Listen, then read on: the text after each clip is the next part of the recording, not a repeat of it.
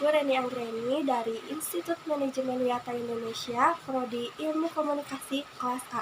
Nah, pada kesempatan kali ini saya akan membahas 4 materi bahasa Indonesia mengenai 1. Hakikat bahasa Indonesia, 2. Ejaan yang disempurnakan, 3. Kata istilah dan diksi, dan yang terakhir kalimat. Untuk materi yang pertama, aku akan menjelaskan tentang hakikat bahasa Indonesia. Awal mula bahasa Indonesia, yakni lahir pada 28 Oktober 1928. Rentang waktu proses perkembangan bahasa Indonesia dari awal hingga sekarang tidaklah dalam waktu yang singkat, melainkan dalam tahapan waktu yang berabad-abad. Hal itu disebabkan tidak semua abad pada rentang waktu tersebut memiliki data tertulis yang dapat dijadikan bahan untuk mengetahui awal perkembangan bahasa Indonesia. Penelusuran historis menafikan bahwa masa berkembangnya Kerajaan Sriwijaya pada abad ke-7 Masehi bersamaan pula dengan tumbuhnya suatu bahasa yang digunakan ketika itu. Pada masa awal kejayaannya diketahui bahwa di kota pusat pemerintahan Kerajaan Sriwijaya telah berdiri sebuah perguruan tinggi agama Buddha terkenal dengan guru besarnya seperti Dharmapala dan Cakyakirti. Dari kenyataan tersebut, dengan mudah dapat diperkirakan bahwa bahasa yang berperan sebagai wahana komunikasi dalam mengatur pemerintahan, termasuk dalam dunia pendidikan dan ilmu pengetahuan ketika itu, adalah bahasa resmi kerajaan. Para ahli sependapat bahwa bahasa resmi yang dimaksudkan itu adalah bahasa Melayu kuno. Sejarah perkembangan bahasa Indonesia berdasarkan urutan tahun pentingnya dalam abad ke-20, yaitu yang pertama tahun 1901, tercatat sebagai masa dihasilkannya pertama kali ejaan bahasa Melayu berhuruf Latin. Ejaan ini dimuat dalam kitab logat Melayu. Kehadiran ejaan ini menambah kemantapan bahasa Melayu, bukan hanya dari aspek cara menuliskannya, melainkan juga pada kedudukan sebagai bahasa pengantar di lembaga-lembaga pendidikan Bumi Putra. Yang kedua, tahun 1908, yaitu berdiri sebuah badan penerbit yang didirikan oleh pemerintah Belanda dengan tugas menerbitkan buku atau bahan bacaan bagi rakyat. Selanjutnya pada tahun 1917, badan ini diubah namanya menjadi Balai Pustaka. Pada masa kejayaannya, tahun 20-an, Balai Pustaka telah berhasil menerbitkan buku-buku bacaan berupa roman dan majalah. Dalam bentuk roman ini seperti Siti Nurbaya dan Salah Asuhan. Yang dikenal luas dan dibaca banyak orang itu adalah dua di antara hasil sastra terbitan Balai Pustaka. Dan dalam bentuk majalah dikenal yaitu Panji Pustaka dan Sri Pustaka. Selain itu, Balai Pustaka juga menerbitkan buku-buku panduan tentang cara membudidayakan tanaman, merawat kesehatan, dan sebagainya. Kehadiran berbagai hasil terbitan Balai Pustaka di kalangan masyarakat luas membuatnya menjadi sebuah badan penerbit yang memiliki jasa besar. Setelah sekian berabad-abad hingga sampailah pada tanggal 28 yang diadakannya Kongres Bahasa Indonesia ke-10, yaitu tercatat 1168 orang dari dalam dan luar negeri hadir sebagai peserta. Juga terdapat sebanyak 33 rekomendasi tentang bahasa Indonesia yang diperoleh dari Kongres ini. Semuanya berintikan kepada tentang bahasa Indonesia yang diperoleh dari Kongres ini. Mereka benar-benar berperan pada kegiatan penelitian dalam peningkatan dan pemantapan bahasa Indonesia sehingga bahasa Indonesia dapat menjadi jati diri dari bangsa yang mantap pula dikancah oleh aneka bangsa.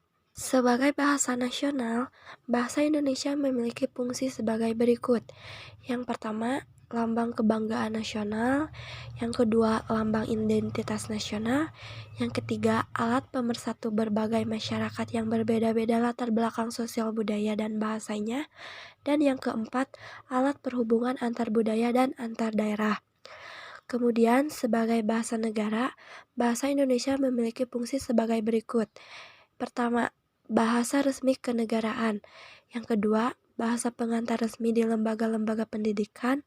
Yang ketiga, bahasa resmi di dalam perhubungan pada tingkat nasional untuk kepentingan perencanaan dan pelaksanaan pembangunan serta pemerintahan.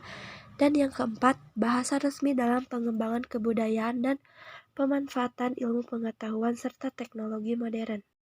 Fungsi bahasa Indonesia menurut kedudukannya dibedakan menjadi dua, yaitu sebagai bahasa nasional dan sebagai bahasa negara. Kemudian ada variasi bahasa. Secara garis besar, variasi bahasa dibedakan menjadi dua jenis, yaitu variasi bahasa lisan dan tulisan. Variasi lisan lebih singkat dari variasi tulis. Materi bahasan yang kedua ada ejaan yang disempurnakan. Ejaan yang berlaku di Indonesia itu ada 4, yaitu ejaan Van Ophuijsen, ejaan Soewandi, ejaan Melindo, dan ejaan yang disempurnakan atau EYD. Kemudian ada komponen-komponen ejaan yang terdiri dari 4 bagian, yaitu pemakaian huruf, penulisan kata, pemakaian tanda kata, dan yang terakhir penulisan unsur, serapan. Kemudian ada gabungan kata yang lazim, disebut kata majemuk, termasuk istilah khusus bagian-bagiannya yang lazim ditulis. Next, bahasan materi yang ketiga ada kata, istilah, dan diksi. Yang pertama pengertian kata, yaitu adalah urutan terkecil dalam kalimat yang dapat dirumuskan dalam bentuk lingual yang memiliki urutan fenom yang tepat. Yang kedua ada istilah, yaitu dapat diartikan sebagai kata atau gabungan yang memiliki makna khusus dan penggunaannya terbatas pada ranah kegiatan atau bidang ilmuwan tertentu. Kemudian ada relasi makna, yaitu diantaranya ada 1. Kesinoniman, 2. Kehamoniman, 3. Kehiponiman, 4. Keantoniman, 5. Makna konotatif dan denotatif, dan ungkapan idiomatik, kata konkret, dan abstrak. Lalu pengertian diksi, yaitu diksi adalah pilihan kata di dalam tulisan yang digunakan untuk memberikan makna sesuai dengan keinginan penulis. Syarat diksi adalah tepat, benar, dan lazim. Untuk bahasan materi yang keempat, itu ada kalimat. Nah, di sini itu ada 5 poin. Yang pertama, pengertian kalimat. Jadi, kalimat adalah susunan dari beberapa kata yang mempunyai makna, ungkapan, dan pikiran.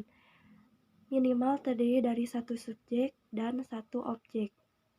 Kemudian, poin yang kedua ada unsur-unsur kalimat. Unsur-unsur kalimat ini terdapat subjek, predikat, objek, pelengkap, dan keterangan. Poin ketiga yaitu jenis-jenis kalimat. Ada kalimat tunggal, kalimat majemuk, kalimat majemuk kompleks, kalimat lengkap dan tidak lengkap, kalimat inverse, dan kalimat propotasi. Kemudian poin yang keempat adalah kalimat efektif. Kalimat efektif adalah kalimat yang secara tepat mewakili gagasan atau pikiran penulis. Kemudian poin yang kelima, yang terakhir, ada syarat dan kalimat efektif, yaitu harus dramatikal, lalu subjek tidak boleh didahului oleh kata depan, tidak terdapat objek ganda pada kalimat tunggal. Baik teman-teman, sekian materi yang bisa saya sampaikan.